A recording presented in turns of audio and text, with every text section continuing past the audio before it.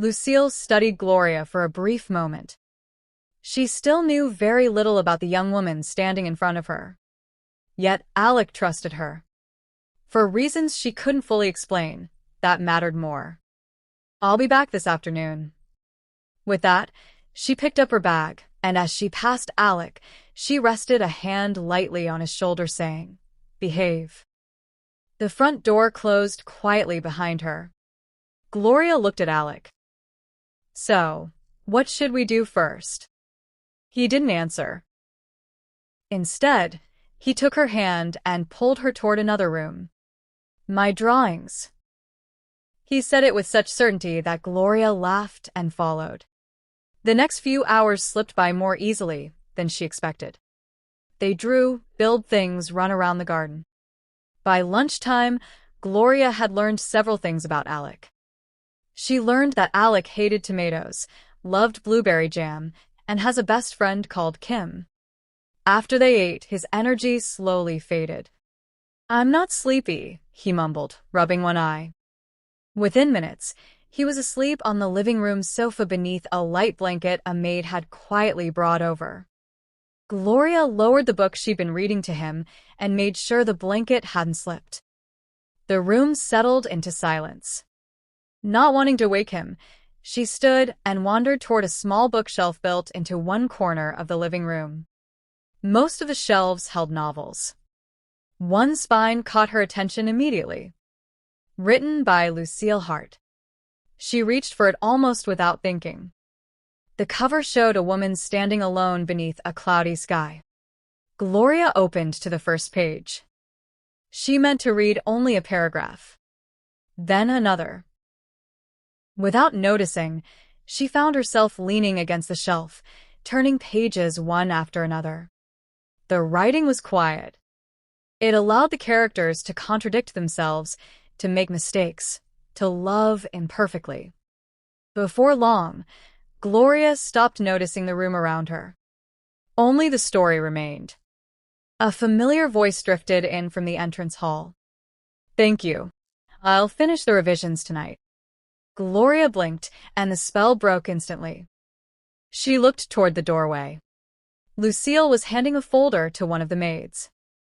Feeling oddly guilty despite doing nothing wrong, Gloria slipped the book back into its place. Lucille entered the living room. "I see you've met my library." Gloria smiled, a little embarrassed. "I hope you don't mind. I leave books on shelves hoping someone will read them." Her eyes moved briefly to the novel Gloria had returned. "You chose that one?"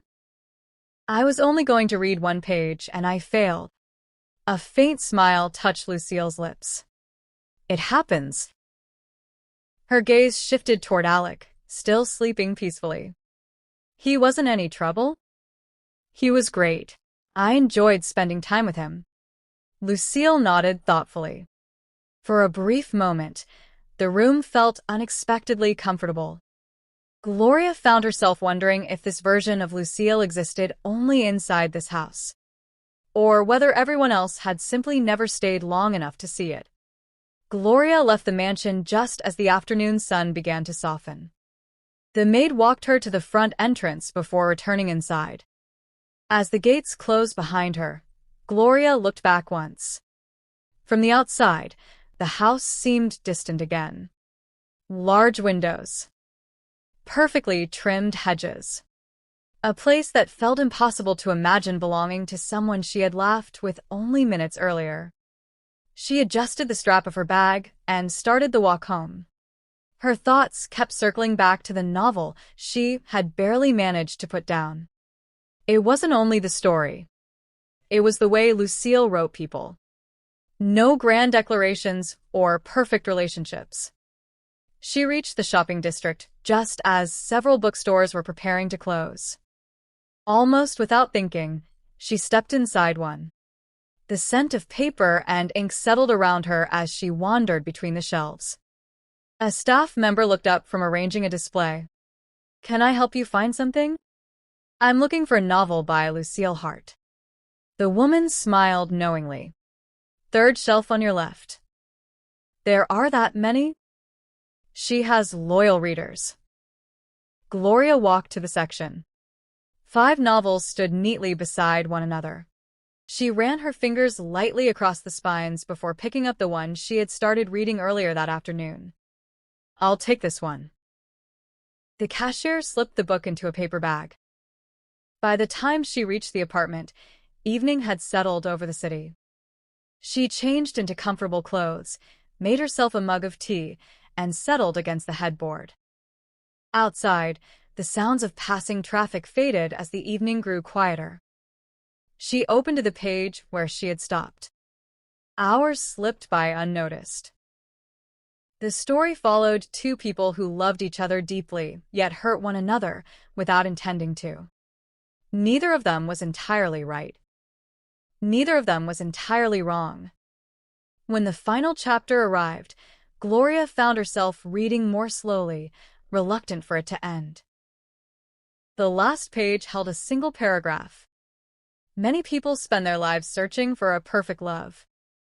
Perhaps that is why they miss the real one. Real love is rarely graceful. It is ordinary, untidy, frightening, patient, and sometimes painful. Love without pain is an empty vessel, beautifully decorated, admired from a distance, but never truly held. Gloria closed the book gently. She rested her fingertips against the cover for a long moment. The words stayed with her. She wondered whether someone could write about love like that without having lived through it.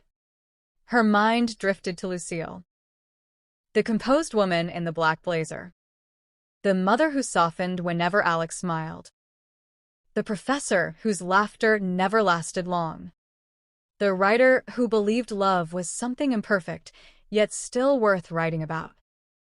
Gloria leaned back against the wall and let out a quiet breath. She wasn't trying to understand Lucille anymore. She wanted to. That realization lingered with her long after she switched off the bedside lamp. The following week settled into an easy routine. Gloria spent 3 afternoons at the mansion. Some days Alec wanted to draw until every sheet of paper on the coffee table disappeared beneath castles and trees. Other days he insisted they build blanket forts in the living room or read adventure stories in different voices. The routine changed slightly each time, but one thing remained the same. Lucille always returned in the afternoons or evenings. Sometimes she came home carrying a stack of marked essays. Sometimes it was a laptop tucked beneath one arm. No matter how tired she always looked for Alec first. "How was your day?" He never answered with one sentence. Gloria found herself lingering just long enough to listen before gathering her things. She convinced herself it was because Alec's stories were entertaining. On Thursday afternoon, Alec challenged Gloria to a drawing contest. As they were drawing, their laughter drifted into the hallway just as the front door opened. Lucille stepped inside, slipping off her gloves. She paused when she heard them. For a moment, she stayed where she was. The sound reached her before the living room came into view. Alec was laughing so hard he had fallen sideways onto the rug. Gloria was trying and failing to defend her drawing. Lucille hadn't realized she was smiling until one of the maids greeted her. She straightened immediately. As Alec ran off to find another sheet of paper, Lucille watched him disappear down the hallway and said to Gloria in a soft voice, "Thank you." Gloria looked at her. "For what?" "He seems more happy when you are here." The words were simple, matter-of-fact. Yet something about them settled warmly in Gloria's chest. "I think he's the one making me laugh." Lucille looked toward the hallway where Alec had vanished. "He has that effect."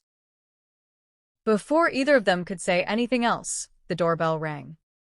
One of the maids answered it. A familiar voice carried into the living room. "I hope I'm not interrupting." Jennifer walked in carrying a paper bag from a nearby bakery. Unlike Lucille, she dressed casually, and her smile arrived before her words did. I brought the pastries you like. You didn't have to. Jennifer noticed Gloria almost immediately. And this must be the famous babysitter. Gloria blinked. Famous. Alec has mentioned you every time I visited this week. Lucille gave Jennifer a brief look. I'm Janita. Gloria. They shook hands.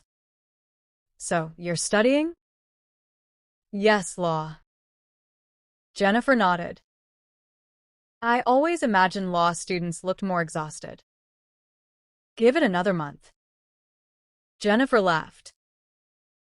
Lucille picked up the folder she'd brought home from campus. I need to finish reviewing a manuscript before tomorrow. Jennifer waved her away. We'll survive without you for half an hour. Lucille hesitated. Her eyes shifted briefly toward Gloria. Then she gave a small nod. I won't be long. As she disappeared toward her home office, Jennifer watched the doorway close behind her. Only then did she look back at Gloria. So. She folded her arms comfortably. Tell me. Tell you what? What convinced a law student to become my friend's babysitter? Gloria smiled. It started with Alec. Jennifer noticed the slight pause before the answer. She smiled to herself, but didn't say anything, and just let the conversation move on. The following Tuesday arrived with steady rain. By the time Lucille returned home, droplets clung to the sleeves of her black blazer. She handed her umbrella to a maid before stepping into the living room. The house was unusually quiet. Alec, she called. Library, his voice answered from somewhere deeper inside the house. Lucille followed the sound. The small library overlooked the back garden, where rain traced uneven paths across the windows. Shelves stretched from floor to ceiling, broken only by 2 armchairs and a low wooden table. Alec lay on the rug with a puzzle spread in front of him. Gloria sat nearby, a novel resting open in her hands. She looked up when Lucille entered. I finished it yesterday. And I've been thinking about it all day. Lucille placed her folder on the table. That's usually a good sign. Gloria hesitated. She had replayed the question in her mind more than once while reading. Now that Lucille was standing in front of her, it suddenly felt strangely personal. Can I ask you something? You can. In your stories. She searched for the right words. People don't seem to fall in love because the other person is perfect.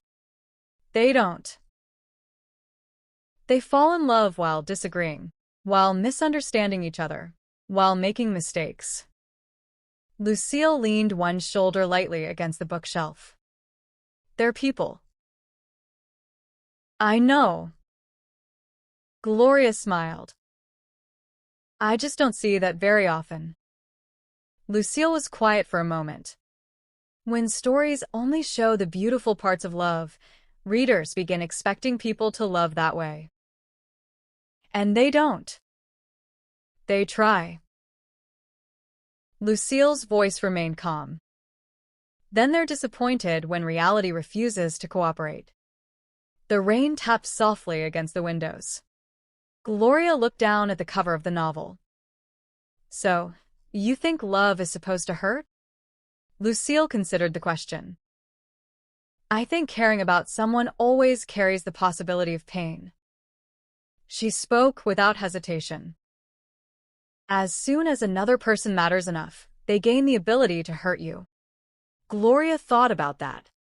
My roommate would disagree. She's allowed to. A smile touched Gloria's lips. I don't know if I agree with you either. I wasn't trying to convince you. Their eyes met briefly. For the first time, Gloria had the feeling they weren't talking only about fiction anymore. Before either of them could say anything else, footsteps approached. Jennifer appeared in the doorway, shaking rain from a folded umbrella. "I chose the worst possible weather to visit." Lucille looked toward her. "You still came." Jennifer's attention drifted to the novel in Gloria's hands. At that time, Lucille's phone rang, and she looked once at Gloria before leaving the library. "I'll be right back." The room grew quieter after she disappeared.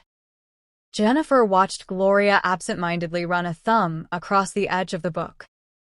"You really like her writing." "I love it," Gloria said, looking toward the hallway where Lucille had gone. "She's always been good at putting feelings into words." Jennifer started before pausing for a bit. "Living them, on the other hand, has never come as easily." Gloria looked up.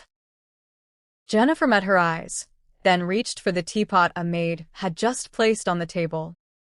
The conversation drifted naturally to other things, but the thought lingered quietly in Gloria's mind.